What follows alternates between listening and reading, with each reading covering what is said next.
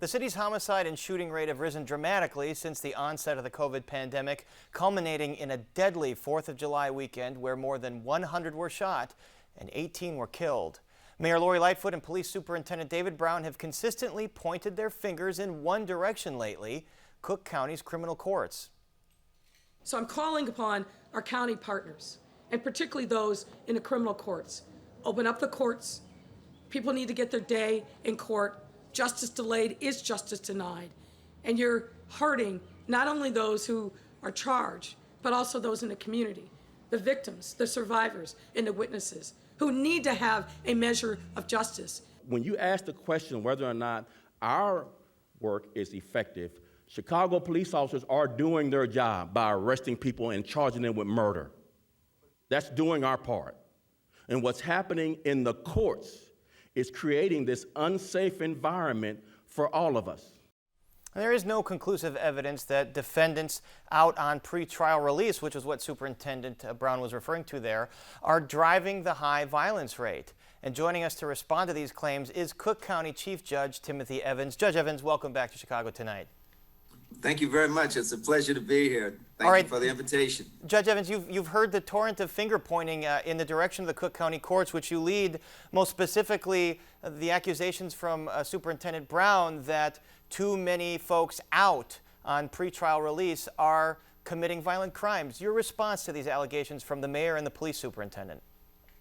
Well, nothing could be further from the truth. And first, with respect to the quote-unquote closed courts, we never closed. And during the pandemic period that was highest between March of 2020 and March of 21, we resolved 128,000 cases, 13,000 pleas, 1,000 bench trials, 27 jury trials.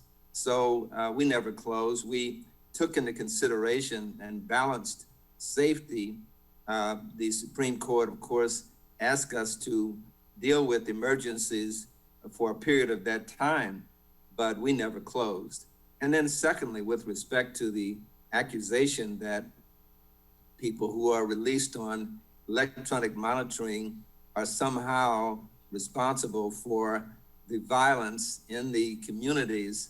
And while these communities have been hit by terrible violence, there is no data, no proof at all that people who are released on pretrial are responsible for it. And I would rush to say, for example, that we have examined something like 86,000 cases between 2017 and 2020. And we have found that in most of those instances, we are very comfortable with the results that took place. For example, further, there were something like 181 cases of murder or attempted murder or even reckless homicide. And most of those people stayed in jail.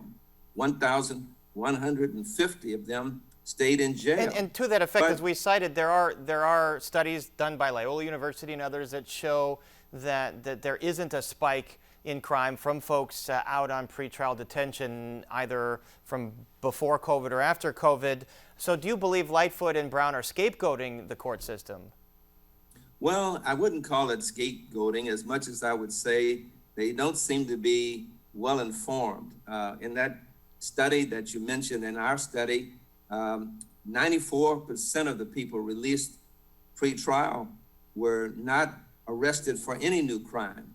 And even those who were arrested, 99% of them were not arrested for violent crime. That means that at this particular point, less than 1% of the people released pre-trial in that group that I just mentioned engage in any kind of violent trial at all. And I want to get back to those numbers in a second, but at the same time, Judge, according to the Sheriff's Office, there are about 3,500 defendants out on electronic monitoring right now, 72% awaiting trial for violent crime, 101 for homicide.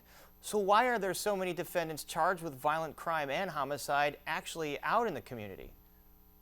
Well, let's talk about that. For example, this homicide figure, murder. The statistics that you're referring to were delivered by the Sheriff's Office about May of this year. And it seemed that he was talking mainly about murder, as did the Superintendent of Police. And in this particular period, 1,287 people charged with murder are in custody at the jail at 26 in California. Only less than 100 are charged with murder who are in custody, in home confinement, being watched day and night by electronic monitoring and GPS systems. And people may need to know why that takes place. And let me explain.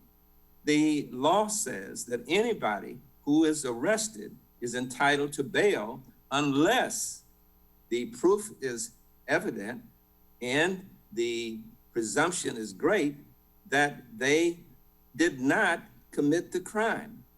And if they don't pose a clear and present threat, they are entitled to be released pre-trial. And these are the things that the judges are weighing in their bail decisions. I want to go back into the percentages a bit.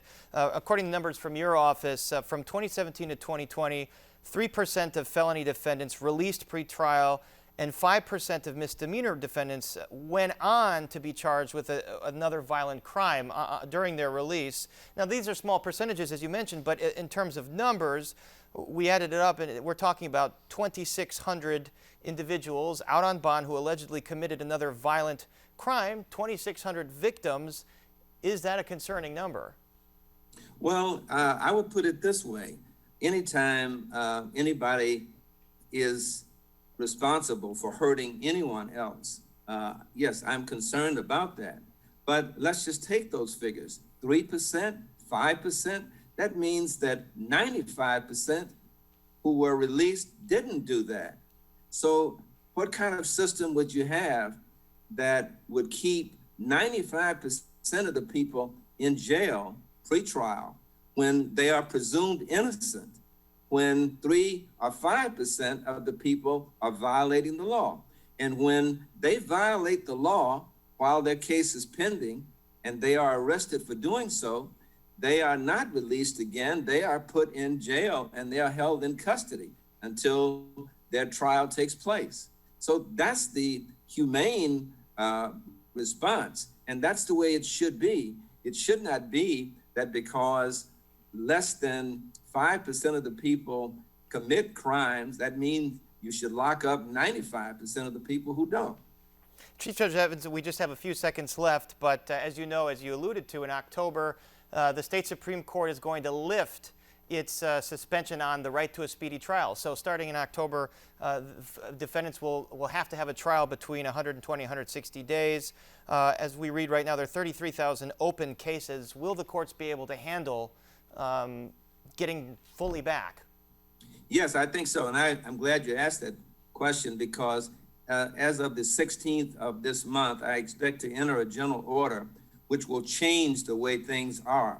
We are saddled with the social distancing because of the coronavirus right now of 6 feet. Because of information that I'm getting now from Dr. Rubin from the Board of Health, we are able to reduce that from 6 feet to 3 feet. And that will enable us to move up the capability of having just 8 jury trials per week. We can now have 76 courtrooms that will be restriped for 3 feet.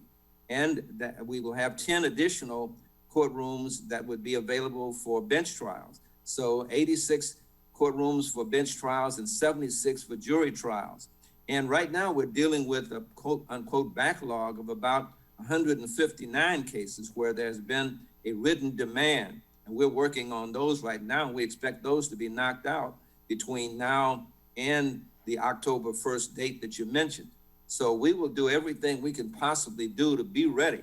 And we have established a committee that includes the state's attorney's office, the public defender's office, the sheriff, the clerk, private bar, and all of the presiding judges who handle these criminal court cases. So we're going to do everything we can possibly do to be ready. It's going to be pretty busy over there pretty soon at 26 in Cal. Chief Judge Evans, thank you so much for joining us. Thank you for giving me this opportunity.